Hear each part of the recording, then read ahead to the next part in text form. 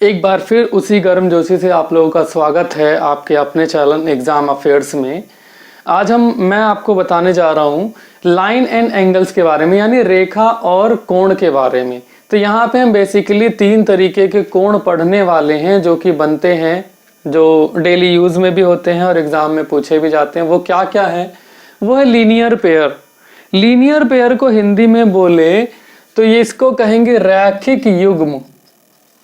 रैखिक युग्म यानी एक रेखा पर बने हुए 2 कोण या 2 से ज्यादा कोण हो सकते हैं, लेकिन जब उन्हें जोड़ दिया जाए तो बने तो एक रेखा पे ही है ना।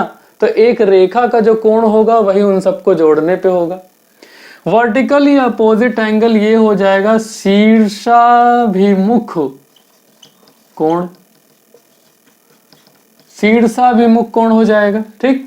तीसरा क्या? पैरेलल लाइन यानी समांतर रेखाएं। समांतर रेखाओं से बना कोण। कितने तरीके के बनेंगे, क्या क्या बनेंगे, वो सारी बातें मैं आपको बताऊंगा। ठीक है, शुरुआत करते हैं। एंगल बनता कैसे? एंगल हमेशा 2 रेज को मिलाने पर, आपने ऐसे एरो लगे हुए देखे होंगे और यहाँ पे पॉइंट, यानी ए बी और सी।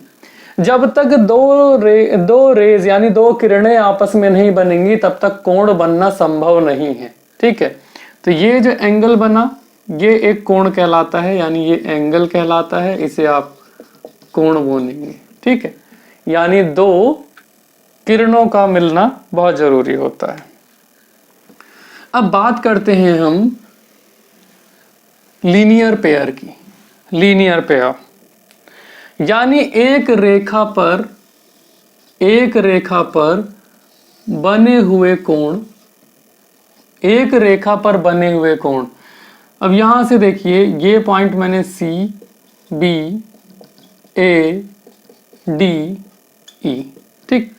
अब यहां पे कितने कोण बन रहे हैं? 1 2 3। इस कोण का नाम ए, इस कोण का नाम बी, इस कोण का नाम सी।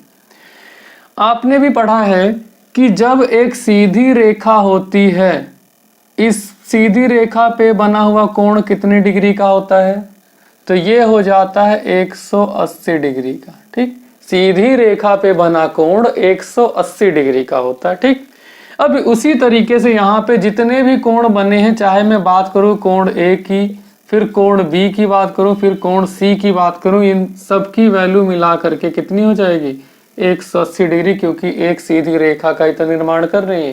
ठीक, तो यानी तीनों की वैल्यू को मिला करके 180 आना चाहिए। तो 180 आ गया भाई। ठीक। अब यहां से सवाल पूछा जाता है। सवाल क्या पूछा जाता है कि बी की वैल्यू 60 दे दिया है, ए की वैल्यू दे दिया है 80। अब पूछेगा सी की वैल्यू बता दो भाई, सी की क्या वैल्यू होगी? तो हमें पता है अगर ये लीनियर पेयर है यानी रैखिक युग्म है, ठीक है, तब ये तीनों को जोड़ देंगे तो बन जाएगा क्या? 180 डिग्री के बराबर। जब 180 डिग्री के बराबर बन जाएगा तो हम बड़ी आसानी से इसे सॉल्व कर सकते हैं। यानी एंगल ए की वैल्यू है 80 प्लस एंगल बी की वैल्यू है 60 और एंगल सी हमें नहीं पता है, और ये तीनों जोड़ने पे होना चाहिए 180 डिग्री के बराबर। ठीक, तो एंगल सी बराबर क्या हो जाएगा? 180 डिग्री माइनस 80 में 60 को जोड़ो तो ये हो जाएगा 140। तो सी जो एंगल हो जाएगा ये कितना? 40 डिग्री। यानी इस सी की वैल्यू आ गई है हमारे पास 40 डिग्री। ठीक है, तो ये तो था लीनियर पेयर। ऐसे बहुत तरीके से दिया जा सकता है। ठीक है, बहुत तरीके से ऐसे आपको दिया जा सकता है। जैसे यहाँ पे लिख देगा 2x + 3, यहाँ पे लिख देगा 4x + 2, और यहाँ पे लिख देगा कितना? यहाँ पे लिख देगा 4x + 5। कि बताओ भैया अब ये एंगल कितने कितने डिग्री का है, या x की वैल्यू बताओ। तो इसको कैसे सॉल्व करेंगे? तरीका सेम है। तीनों एंगल को जोड़ो, यानी 4x + 2 + 2x + 3 + 4x + 5 बराबर होना चाहिए 180 के। 4x 2x 6x + 4x ये हो जाएगा 10x, 2 + 3 5 5 10 हो जाएगा, इक्वल्स टू कितना? 180 डिग्री। 10x बराबर 10 को उधर ले जाओ तो ये हो जाएगा 180 माइनस 10, ये हो जाएगा कितना 170। x की वैल्यू कितनी 170 डिवाइडेड बाई 10, 0 से 0 गया, ये आ गया x की वैल्यू आ गई 17। x की वैल्यू आ गई है 17। ठीक, अब आप क्या करेंगे, वैल्यू को यहां पुट करेंगे। x की वैल्यू 17 है तो 17 दूनी कितना हो जाएगा 17 2 जा 34, 34 में 3 जोड़ेंगे। ठीक है, तो ये वैल्यू कितनी आ जाएगी 37 डिग्री। 17 4 जा 68 होता है, 68 में 2 जोड़ेंगे तो ये वैल्यू बन जाएगी कितनी 70 डिग्री। 17 4 जा 68 होता है, 68 में अगर आप 5 जोड़ देंगे तो ये वैल्यू बन जाएगी 73 डिग्री। ठीक है, तो इसी तरीके से वो सवाल में कुछ भी पूछ सकता है। अब बात करते हैं वर्टिकली अपोजिट एंगल की। वर्टिकली अपोजिट एंगल यानी वर्टेक्स दोनों के एक दूसरे के अपोजिट डायरेक्शन में होंगे। ठीक है, वर्टेक्स एक दूसरे के अपोजिट डायरेक्शन में होंगे, जिसे बोला जाता है वर्टिकली अपोजिट एंगल। ठीक है, शीर्षाभिमुख कोण, शीर्षाभिमुख कोण। ठीक, अब ये बनेगा कैसे, ये बनेगा ऐसे कि एक एंगल इस तरफ और एक एंगल इस तरफ होगा। ये एक रफ डायग्राम है। ठीक, यानी ये एंगल और ये एंगल आपस में एक दूसरे की तरफ, जैसे दो दोस्त नाराज हो जाते हैं एक दूसरे की तरफ से मुंह हटा लेते हैं, अपोजिट डायरेक्शन में कर लेते हैं, कुछ उसी तरीके से ये बनने वाला है। अब होगा क्या, एक सीधी लाइन का होना जरूरी है यहाँ पे और दूसरी लाइन ये है, यानी दो लाइंस, एक एल लाइन एक एम लाइन, जब आपस में दोनों एक दूसरे को काट रही हैं तो यहाँ पे बना हुआ एंगल यहाँ पे बने हुए एंगल के बराबर हो गया, यानी ए बराबर सी हो जाएगा और यहाँ पे बना हुआ एंगल बी बराबर डी हो जाएगा। ठीक, बी बराबर डी हो जाएगा। ठीक, अब यहाँ पे कोई वैल्यू दे दी जाए, मान लीजिए 50 डिग्री वैल्यू दे दिया है, 50 डिग्री। ठीक, अब आपसे बोला है कि ए बी सी डी सभी की वैल्यू बताओ भाई। यहाँ ए लिखा था, यहाँ सी लिखा था, इधर डी लिखा था, तो ए की कितनी वैल्यू होगी, डी की कितनी होगी और सी की कितनी होगी। अब ये तो बड़ी असमंजस वाली बात है। तो हमें पता है वर्टिकली अपोजिट एंगल में सामने सामने अपोजिट वाले एंगल बराबर होते हैं, तो मैंने डी की वैल्यू को मैं लिख दिया, मैंने कितना 50। अब मैं आगे वाली वैल्यू कैसे निकालूं, सी की वैल्यू कैसे निकालूं या ए की वैल्यू कैसे निकालूं, तो मुझे पता लगा ये एक सीधी लाइन है और अभी अभी हमने पढ़ा था कि एक सीधी लाइन पे पूरा जो एंगल जोड़ने पे कितने डिग्री का बनता है 180 डिग्री का। ठीक है, यानी एंगल सी प्लस एंगल 50 यानी डी मिला के कितना होना चाहिए 180 डिग्री होना चाहिए।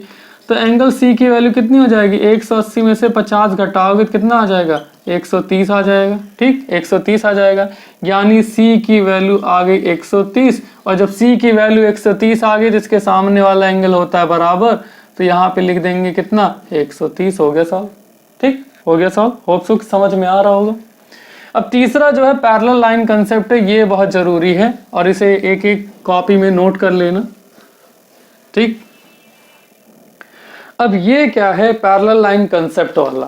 पैरेलल लाइन कंसेप्ट वाली चीज क्या है कि रेखा है कोई सीधी रेखा जिसे हम पैरेलल लाइन बोल देंगे, इसको जब एक रेखा काट के ऐसे जा रही है, ठीक है, यानी एल लाइन और एम लाइन को कोई ओ लाइन प्रतिच्छेद इंटरसेक्ट करके जा रही है और ये दोनों लाइनें आपस में पैरेलल नहीं, कंडीशन है ये, एल और एम आपस में पैरेलल है, बिना इसके नहीं हो सकता। तो अगर मैं यहाँ पे एक एंगल बना दूं और इनका नामकरण कर दूं, एंगल बना के मैं इनका नामकरण कर दूं, ठीक है, कि जैसे ये एंगल 1 हो गया, ये एंगल 2 हो गया, ये 3, ये 4, ये 5, 6, 7 और 8। ठीक, तो होगा क्या, ठीक है, तो क्या होगा, यहाँ पे बहुत सारे कंसेप्ट आपस में लग रहे होंगे। एक ही लाइन के ऊपर वाला एंगल और प्रतिच्छेदी यानी इंटरसेक्टिंग लाइंस के एक ही डायरेक्शन में हो तो वो दोनों एंगल बराबर होते हैं। जैसे यहाँ पे एंगल 1 बराबर एंगल 5 और एंगल 2 बराबर एंगल 6 और एंगल 4 बराबर एंगल 8 और एंगल 3 बराबर एंगल 7। ठीक है, ये सारे एंगल आपस में बराबर होंगे, यानी एक ही लाइन के ऊपर वाले एंगल, अगर दाईं ओर वाले की बात करें तो हम भी दाईं ओर वाले की बात करेंगे, बाईं ओर की बात करें तो बाईं ओर की, नीचे वाले की बात करें तो नीचे वाले की बात करेंगे, तो बराबर होगा। ठीक, तो इसे कहेंगे कोरेस्पॉन्डिंग एंगल। कोरेस्पॉन्डिंग एंगल यानी साथ वाले, अगर ये बदलेगा तो ये भी बदलेगा, ये बदलेगा तो ये भी बदलेगा, लेकिन बराबर कब होगा? कंडीशन अप्लाई कि लाइन दोनों आपस में समांतर होनी चाहिए, कभी आपस में मिलनी नहीं चाहिए। ठीक, तभी हो पाएगा। तो हमने देखा कॉरेस्पॉन्डिंग होगा। अगर यहाँ एंगल 1 की वैल्यू 30 डिग्री है तो अपने आप ही 5 की वैल्यू कितनी हो जाएगी? 30 डिग्री हो जाएगी। ठीक है, अब बात करते हैं दूसरे की। बात दूसरे की कैसे करेंगे? अब हम देखते हैं कौन सा, यहाँ पे वर्टिकली अपोजिट एंगल भी दिख रहा होगा आपको कि 1 बराबर है 3 के, 2 बराबर है 4 के, वर्टिकली अपोजिट एंगल भी है। 6 बराबर है 8 के, अब यहाँ लिख देता हूं मैं, एंगल 2 बराबर है 4 के, एंगल 1 बराबर है 3 के, एंगल 6 बराबर है 8 के और एंगल 5 बराबर है 7 के। तो ये कैसा एंगल है? वर्टिकली अपोजिट एंगल है, वर्टिकली अपोजिट एंगल, यानी ये शीर्षाभिमुख कोण है, शीर्षाभिमुख कोण भी बन रहा है। ठीक, बराबर है। अब बात करते हैं कि एंगल 3 बराबर एंगल 5 भी होता है, यानी एंगल 3 बराबर एंगल 5। ठीक, और एंगल 4 बराबर एंगल 6। इसे कहते हैं alternate interior angle. Alternate interior angle यानी अंतः एकांतर कोण, यानी एक ही लाइन के अल्टरनेट बन रहा है, यानी अगर ये इधर बैठा है तो इधर बैठेगा, ये वाला एंगल इधर है तो ये इधर बैठेगा। ठीक है, ये दोनों एंगल भी आपस में कैसे होंगे? बराबर होंगे। ठीक है, बराबर होंगे, यानी अंतः एकांतर कोण। मुद्दा क्या है? अंतः एकांतर क्यों बोले जाए? दोनों लाइन के बीच वाले एंगल है, ये बाहर का नहीं है, दोनों लाइन के बीच वाला एंगल है। ठीक, अब बात करते हैं एंगल 3 प्लस एंगल 6 बराबर 180 डिग्री। ठीक, और एंगल 4 प्लस एंगल 5 बराबर 180 डिग्री होता है, यानी किसी इंटरसेक्टिंग लाइंस के और दोनों पैरेलल लाइन के बीच वाला जो एंगल होगा, एक ही तरफ आने वाले एंगल का सम, यानी 4 प्लस 5 मिला करके कितना? 180 डिग्री होगा। 4 प्लस 5 मिला करके 180 डिग्री होगा। ठीक, वैसे यहाँ पे 3 और 6 मिला करके 180 डिग्री होगा, जो मैंने यहाँ बात लिख दी है। ठीक है, यहाँ बात लिख दिया मैंने। ठीक, तो मैं होप यही करूंगा कि आप लोगों के समझ में आ रहा होगा, कॉपी में नोट कर रहे होगे। ठीक है, और फिर ज़्यादा जानकारी के लिए चैनल से जुड़े रहिएगा और लाइक्स और सब्सक्राइब करवाइए चैनल को। ठीक है, मेरा भी सपोर्ट करिए थोड़ा, और इसी जानकारी के लिए और आगे की जानकारी के लिए बने रहिएगा चैनल पे, ट्यून करते रहिएगा चैनल को। जय हिंद, जय भारत। कुछ अगर समझ में नहीं आता है तो कमेंट्स के ज़रिए पूछ भी सकते हैं। ठीक, और जवाब आपको ज़रूर मिलेगा। जय हिंद।